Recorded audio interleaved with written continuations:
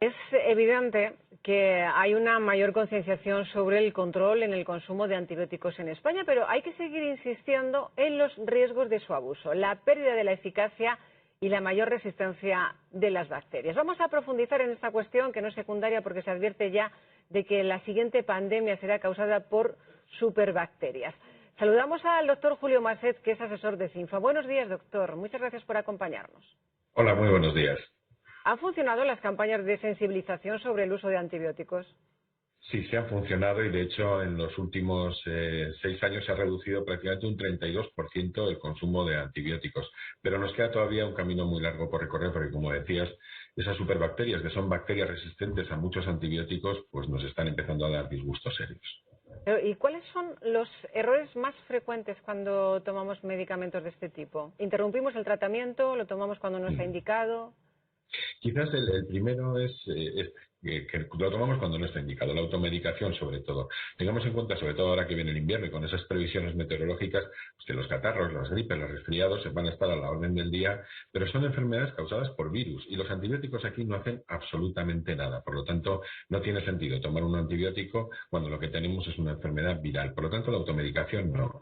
Y luego respetar muchísimo las indicaciones que nos haya dado nuestro médico. Algo que es muy habitual es interrumpir el tratamiento cuando nos sentimos bien, es decir, un tratamiento que nos ponen igual para 7 o 10 días, si a los 3 o 4 días nos encontramos bien, lo interrumpimos. Esto puede dar lugar a que esa infección vuelva con más fuerza y sobre todo a que esas bacterias generen resistencia. ¿Cuál es la peor consecuencia del uso inadecuado de los antibióticos? Bueno, hay dos. Una, si estamos utilizando un antibiótico y no lo necesitamos, vamos a sufrir los efectos secundarios y ninguna de las bondades, ¿no?, de la eficacia. Eso es algo que hay que tener en cuenta. Y segundo, yo creo que es lo más importante, esas bacterias poco a poco se van haciendo resistentes y tenemos que tener en cuenta que es un problema poblacional, no es un problema individual. Quien se hace resistente no es la persona, es la bacteria. Si nosotros tomamos mal un antibiótico y hacemos que esa bacteria se haga resistente y la transmitimos a otra persona, le estamos transmitiendo una bacteria para la que no van a funcionar los antibióticos habituales. Si esto se va repitiendo, al final genera un círculo vicioso y nos encontramos con que la mayor parte de los antibióticos que utilizábamos hace 10, 15, 20 años, hoy en día no sirven. Entonces, doctor, ¿en qué casos está indicado el antibiótico? Bueno, solamente en nuestro país los antibióticos solamente se pueden consumir con prescripción médica. Por lo tanto, si tenemos una infección, si tenemos fiebre, si nos encontramos mal, acudamos al médico que tiene capacidad para distinguir si es una enfermedad viral, bacteriana o de otro tipo. Si es bacteriana, pues nos recomendará el antibiótico que necesitemos en este caso. Eso yo creo que es la pauta principal y sobre todo nunca automedicarse. Si nos sobran antibióticos de otras ocasiones, por ejemplo, pues nos han dado 2 envases porque en vez de tratamiento para 7 días nos habían recomendado 10. Los que sobran no los utilicemos, lo que tenemos que hacer es llevarlos a la farmacia al punto sigre y desecharlos. Y jamás mediquemos por consejos. Que a mí me fue muy bien este antibiótico, porque no te lo tomas, me han sobrado. Nunca, porque los efectos secundarios están ahí y las superbacterias también. No debe funcionar el boca a boca, doctor. No debemos presionar al farmacéutico para que nos dé un antibiótico. Nunca. Es decir, un farmacéutico no puede dar un antibiótico si no hay una prescripción médica detrás.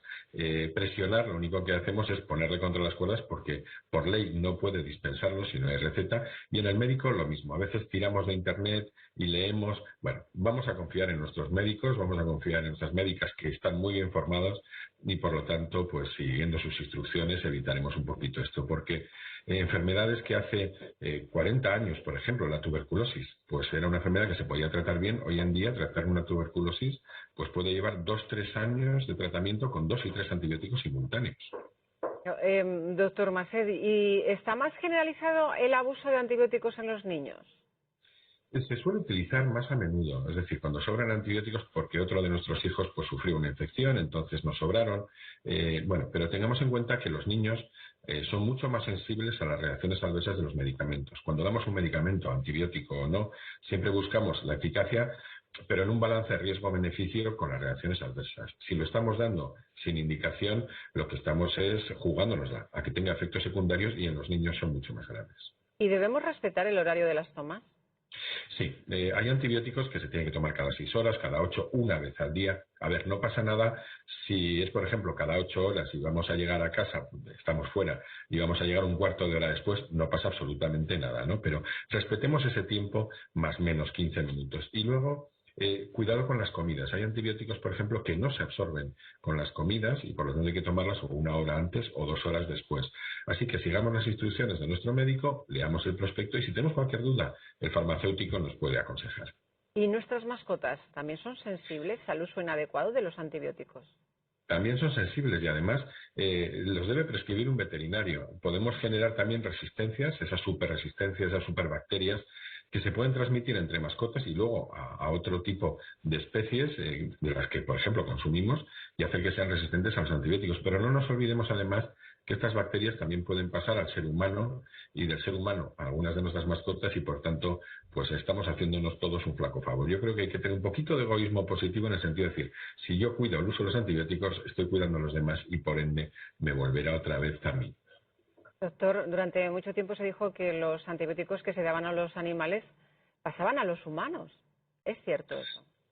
Pero hubo un momento en que es verdad, hace muchos años, en que se utilizan, claro, lógicamente cuando la cabaña vacuna o ovejas tienen infecciones, pues se podían utilizar antibióticos. Y es verdad que esos antibióticos podían pasar a nosotros a través de la carne. Pero hoy en día la ley de sanidad animal lo que hace es que esté muy controlado el uso de antibióticos, cuándo se puede comercializar esa carne y de hecho cuando estos animales se va a utilizar su carne, los veterinarios los analizan para asegurarnos que estos antibióticos no nos llegan a nosotros. Doctor Julio Maset, muchísimas gracias por todos estos consejos aquí en Castilla-La Mancha Despierta. Muy buenos días. Muy buenos días.